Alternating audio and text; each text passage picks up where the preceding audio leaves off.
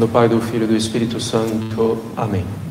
Maria, cheia de graça, o Senhor é convosco, bendita sois vós entre as mulheres, bendito é o fruto do vosso ventre, Jesus.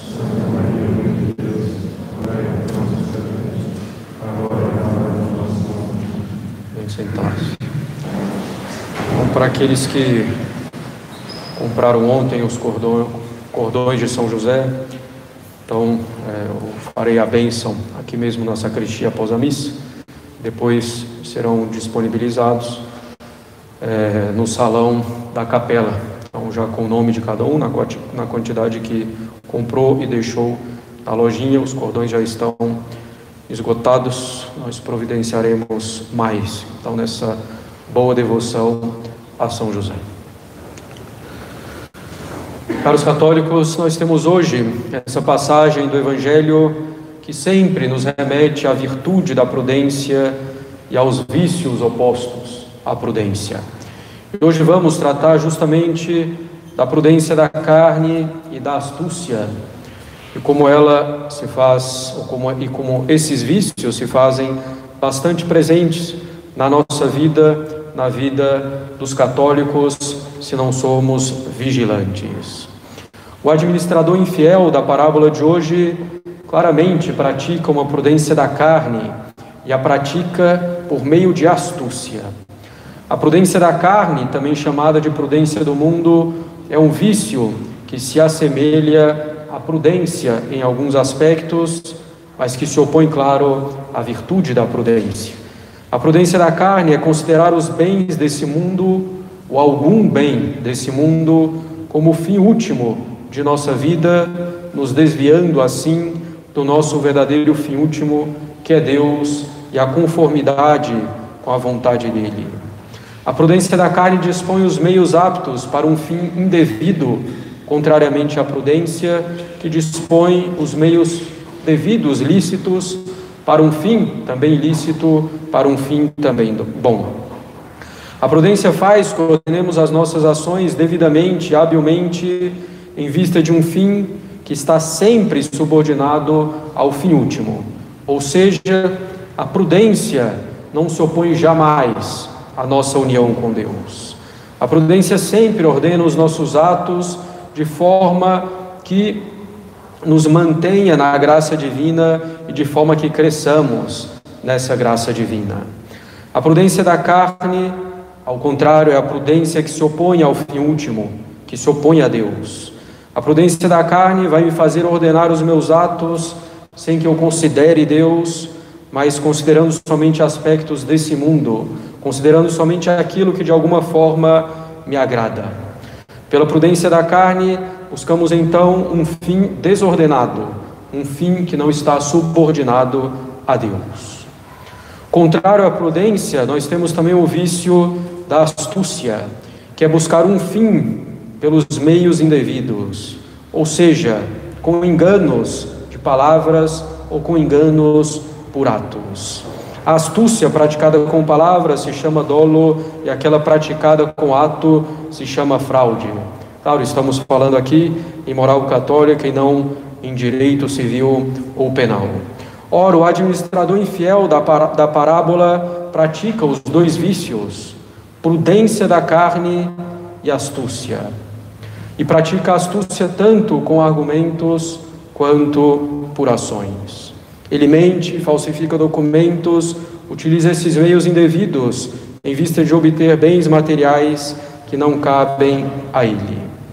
Nosso Senhor o elogia, como sabemos, mas para que façamos para o bem o que esse personagem fez com maestria para o mal.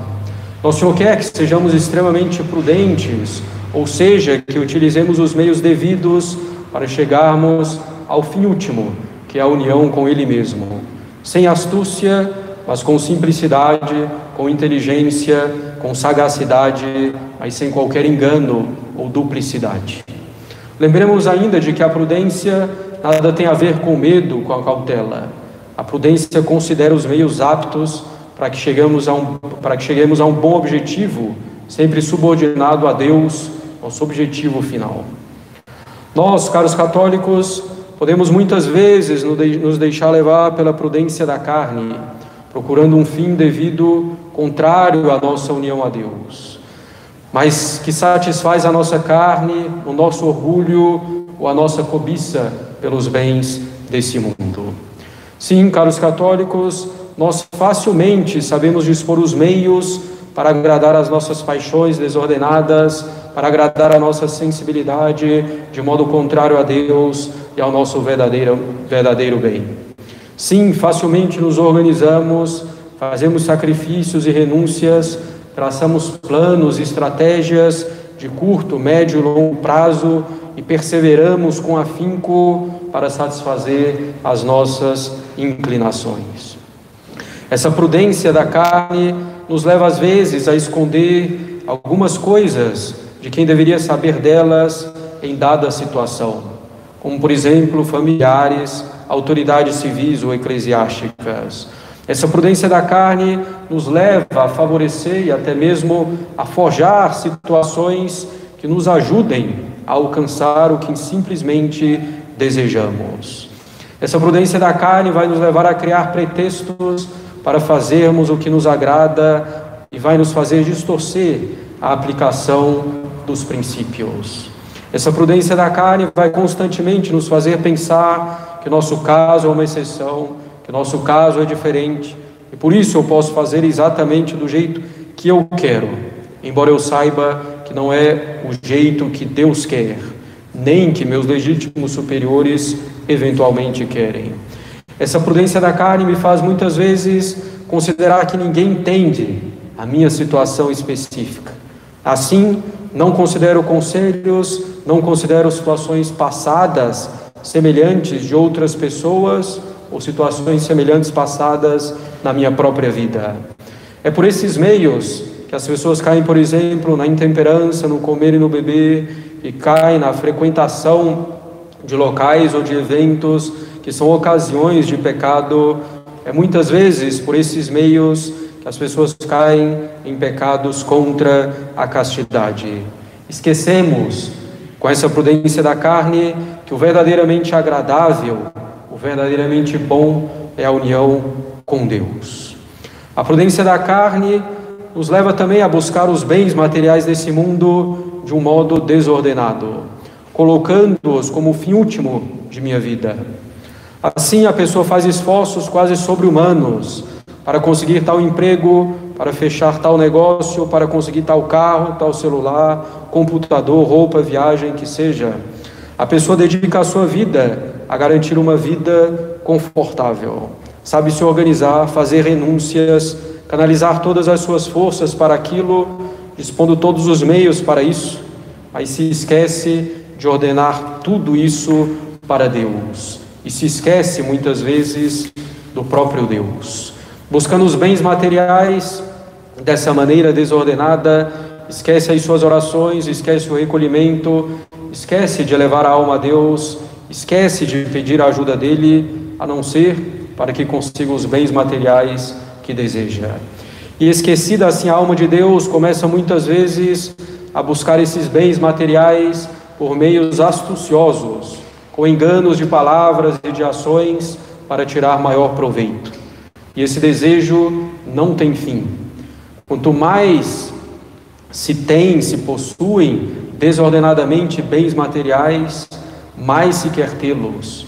Para tê-los, por medo de perdê-los, pelo apego a esses bens materiais. Isso leva às fraudes, às falsificações, aos furtos e roubos, ao endividamento sem perspectiva de pagar. Esquecemos que o que importa são os bens eternos. A prudência da carne nos leva também a buscar o reconhecimento dos outros, pelo orgulho, a glória desse mundo, a estima dos homens. Quantos efetivamente não agimos em vista disso? A pessoa faz as coisas para ser elogiada, para ser considerada como alguém de sucesso, para que seja admirada pelos outros. A pessoa faz as coisas para que as outras pensem bem dela, para que as outras pessoas pensem que ela vive uma vida perfeita, extremamente feliz. Esquecemos que Deus vê todas as coisas e que devemos agir por Ele e não por nós, simplesmente, ou pelos outros. É a estima de Deus que nós devemos buscar. Isso significa, muitas vezes, o desprezo, isso significa, muitas vezes, que seremos desprezados pelos outros. Aqui, essa prudência da carne deseja a glória desse mundo e leva à hipocrisia, à inveja, à maledicência, ao ódio, às rixas com o próximo, por exemplo. Esquecemos que devemos procurar simplesmente a estima de Deus. A prudência da carne se manifesta também, caros católicos, além desse aspecto individual, se manifesta além da prudência individual. Ela se manifesta muito na ordem política, infelizmente na ação política de muitos católicos. Muitos querem fazer avançar o reinado de Cristo, mas por meios astuciosos, fraudulentos, chegando, por exemplo, a defender falsos princípios para alcançar um fim supostamente bom. Isso jamais pode ser feito. No ditado popular, os fins não justificam os meios. Não podemos chegar a um fim bom por um meio ruim, por um meio indevido. Isso jamais pode ser feito. Utilizar meios ruins ou defender falsos princípios para alcançar um fim bom é prudência da carne ou astúcia, ou seja, engano. Defender meios indevidos para que cheguemos a um fim bom é um engano. É uma prudência muito humana, que considera apenas os meios humanos. Dizem que se os católicos não admitirem um ou outro falso princípio, temporariamente, não conseguirão fazer nada na ordem política. E enganam-se. A admissão de um falso princípio é impedimento para qualquer ação política de um católico. É impedimento para qualquer restauração duradoura da sociedade em Cristo. Mas aí não poderemos fazer nada na política. Se realmente não tiver como fazer uma ação política mais direta, sem a admissão de falsos princípios, nada poderemos fazer precisamente nesse campo, como dizia o Papa Leão XIII. Porém, há outros meios de agir na política e na sociedade. Se nos esquecemos facilmente que a vida da oração, a ordenação católica da vida familiar, que o apostolado em nosso ambiente são ações de fundo profundamente político. É isso que vai permitir mudar a política atual e a nossa sociedade. A oração e a vida de união com Deus é a primeira e a mais importante ação política que podemos fazer. Claro, a oração e a vida de união com Deus tem como finalidade primeira a glória de Deus, depois o bem da nossa alma e do nosso próximo. Mas como consequência que podemos e devemos também buscar, a nossa vida de oração e de união com Deus vai transformar a sociedade. Portanto, se podemos agir devidamente, com prudência sobrenatural, católica, no meio político, é possível fazê-lo. Mas se não for possível, não devemos admitir jamais falsos princípios, nos lembrarmos de que viver como católicos já é uma ação profundamente política. E assim, efetivamente, fizeram os cristãos na antiguidade, cumprindo bem os seus deveres de Estado nas mais diversas ocupações do Império Romano, foram pouco a pouco transformando o Império com consequências políticas. Primeiro a tolerância do cristianismo, depois a oficialização do cristianismo como religião do Império. Hoje, por prudência da carne e astúcia, por precipitação e inconsideração, muitos católicos admitem e defendem falsos princípios, ainda que temporariamente, sobretudo defendem as liberdades modernas, que são liberdades de perdição, como disseram de modo tão claro e tão repetido os papas nos séculos 19 e 20, Gregório XVI, Pio IX, Leão XIII, São Pio X, Pio XI, Pio XII, para citar alguns deles. Liberdades modernas são liberdades de perdição, liberdade de consciência, liberdade de religião, liberdade de ensino, ou seja, um ensino laico, e liberdade de expressão. Vemos nessa onda conservadora e vada de erros que muitos católicos defendem, por exemplo, a liberdade de expressão pura e simplesmente, como se o erro tivesse o mesmo direito de expressão que a verdade. Mas defendem isso para impedir que os católicos sejam censurados no futuro. Não se pode defender assim a liberdade de expressão como um princípio, nem mesmo para evitar uma possível censura dos cristãos, dos católicos. Não se deve defender a liberdade de expressão desse modo. O erro não tem direito. O erro pode apenas ser tolerado para impedir um mal maior.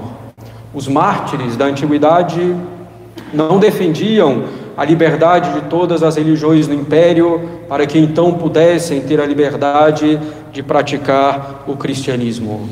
Defendiam a liberdade da verdadeira religião, a cristã, e conseguiram, ao final das contas, como mencionamos, pois não cederam à prudência da carne nem à astúcia. Defender falsos princípios para alcançar um fim bom, como, por exemplo, tentar assegurar a liberdade dos católicos, defendendo a liberdade de expressão pura e simplesmente, é uma prudência da carne, é astúcia, e isso não dará frutos. É uma concepção liberal da verdade, da moral e da política. Alguns defendem falsos princípios por ignorância ou por ingenuidade. Outros o fazem com conhecimento de causa, o que é bem mais preocupante e grave.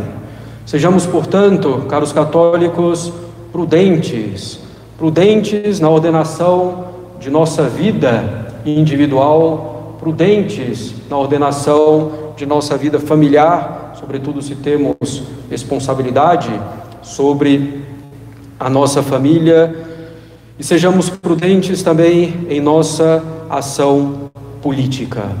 Muitos entendem as palavras do nosso Evangelho, dizendo que os filhos das trevas são mais prudentes do que os filhos da luz, como se tivéssemos que usar todos os meios dos filhos das trevas. Não podemos absolutamente fazer isso. Devemos ter sagacidade, inteligência, esperteza, mas dentro do que é lícito, sem ceder nos princípios, sem ceder em particular ao liberalismo.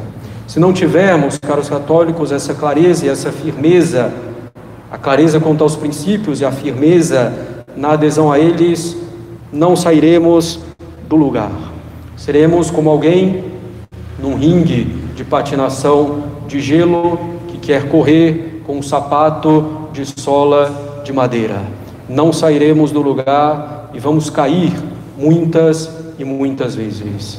E é importante compreender bem esses princípios, que também temos estudado nas nossas aulas de formação católica, porque não são princípios abstratos ou que se aplicam simplesmente numa ação política mais direta. Não, são princípios que trazem a submissão inteira da nossa alma a Deus. E sem essa submissão inteira, teremos consequências ruins na nossa vida de oração, na nossa vida familiar e na nossa vida moral.